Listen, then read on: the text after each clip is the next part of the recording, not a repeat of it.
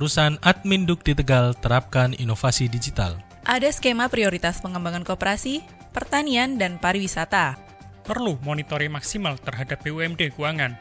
Jalan rusak sampai RTLH jadi perhatian Komisi D. Komisi E targetkan kegiatan sosial dan budaya kembali berjalan.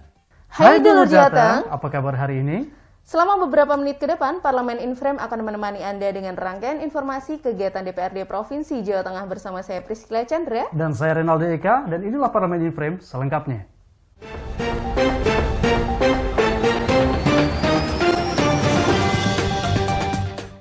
Komisi A apresiatif dengan terobosan Disduk Capil Kota Tegal yang memanfaatkan teknologi untuk urusan adminduk. Inovasi digital kependudukan terus dikembangkan pemerintah Kota Tegal dengan berbagai fitur dalam aplikasi yang disajikan. Dengan fitur itu, warga tinggal mengklik dan semua data langsung masuk sekaligus tercetak. Inovasi tersebut menarik minat Komisi A DPRD Provinsi Jawa Tengah saat memantau urusan administrasi kependudukan di Disduk Capil Kota Tegal. Saat berdiskusi dengan jajaran Disduk Capil setempat, Ketua Komisi A Muhammad Saleh mengapresiasi kebijakan transformasi informasi digital guna menjadi sebuah kebutuhan dan kemudahan bagi warga Kota Tegal. Sementara itu, Kepala Disduk Capil Kota Tegal, Basuki menjelaskan pihaknya terus berinovasi dalam hal pelayanan kependudukan. Saat pandemi COVID-19, pihaknya tidak risau dengan pelayanan karena masyarakat tidak perlu datang ke kantor dan cukup mengakses maupun menginput data dari rumah. Dengan inovasi tersebut, ia berharap Kota Tegal bisa segera menjadi Smart City. Komisi B meminta ada skema prioritas dari pengembangan koperasi, pertanian maupun pariwisata pada tahun 2022. Komisi B bersama mitra kerjanya selama 2 hari membahas Rencana Kerja Perangkat Daerah atau RKPD 2022. Dalam rapat di ruang komisi, Ketua Komisi B Sumanto meminta ada skema prioritas dari pengembangan koperasi, pertanian maupun pariwisata pada 2022. Dari 2020 sampai kuartal ketiga 2021 ini, pengembangan sektor tersebut tidak begitu menggembirakan, mengingat masih dalam kondisi pandemi COVID-19. Karena itulah, ia meminta jajaran OPD untuk optimis dalam perbaikan perekonomian daerah. Sementara, Wakil Ketua Komisi B Sri Maryuni menyoroti masalah permodalan untuk usaha kecil menengah. Saat pandemi, banyak UMKM terpukul dan gulung tikar. Namun, tidak sedikit pula yang mendapatkan bantuan dari pemerintah. Karena itu, pada 2022, Dinas Koperasi dan UMKM sudah harus memiliki rencana kerja penguatan usaha kecil.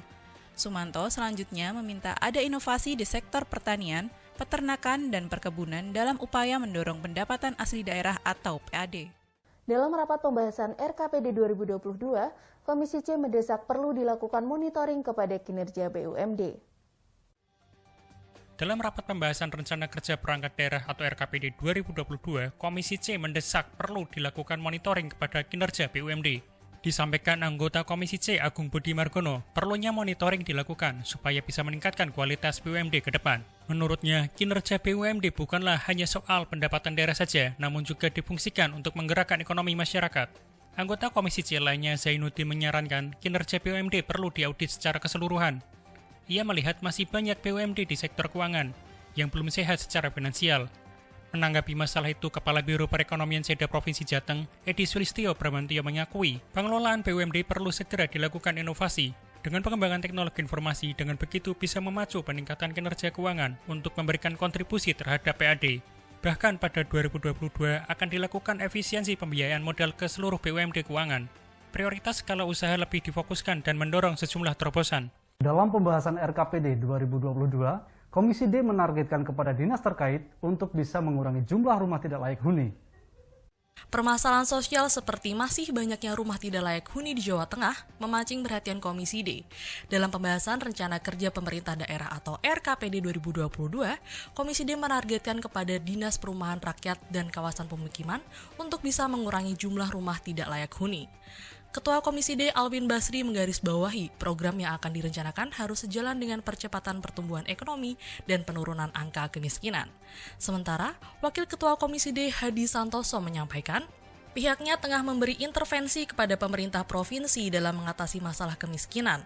Data dari BPS ada kenaikan angka kemiskinan dari 11 menjadi 13%. Mengenai jumlah rumah tidak layak huni sampai sekarang ini tercatat sebanyak 1,6 juta masyarakat miskin yang belum memiliki rumah layak huni.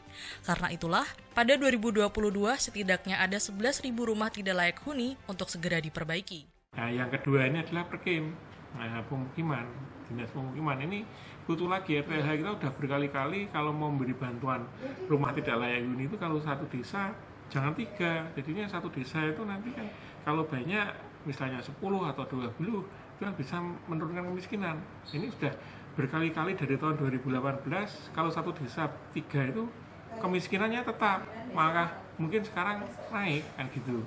Nah ini yang tadi kita memberi masukan ke mereka. Dan nanti kita akan lebih bahas lebih detail lagi. Program kegiatan sosial dan festival kebudayaan yang sempat tertunda selama 2 tahun pada 2022 harus sudah mulai digerakkan. Program kegiatan sosial masyarakat di 2022 harus sudah mulai digerakkan. Ketua Komisi E Abdul Hamid meminta setiap jajaran dinas terkait menyampaikan program kegiatan sosial dan festival kebudayaan yang sempat tertunda selama 2 tahun. Sebagaimana diketahui, di berbagai wilayah Indonesia diberlakukan pemberlakuan pembatasan kegiatan masyarakat atau PPKM. Dia mengakui selama pandemi COVID-19 sampai sekarang ini banyak program sosial dan kebudayaan yang sudah dirancang jauh-jauh hari pada akhirnya batal. Adanya pembatalan kegiatan itu diakui oleh Badan Penghubung Pemerintah Provinsi Jawa Tengah. Beberapa acara kesenian yang digelar di Anjungan Taman Mini Indonesia Indah akhirnya harus batal.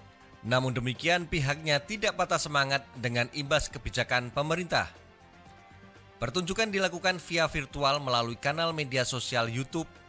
Biro Kesra Jawa Tengah menyampaikan pengalokasian dana hibah untuk perayaan kegiatan dan fasilitasi sektor keagamaan juga dialihkan untuk pemberian bantuan operasional sekolah daerah untuk madrasah yang tersebar di kabupaten kota.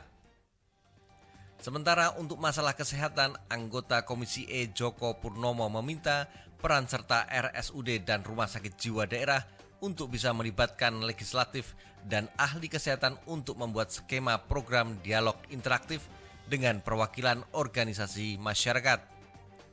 Tujuan dialog itu untuk memberikan pemahaman kepada masyarakat supaya tetap melakukan antisipasi dan waspada terhadap penurunan angka COVID-19. Saya Priscila Chandra. Dan saya Renaldi Eka. Terima kasih atas perhatian Anda. Salam Berlian TV, Aspiratif, informatif.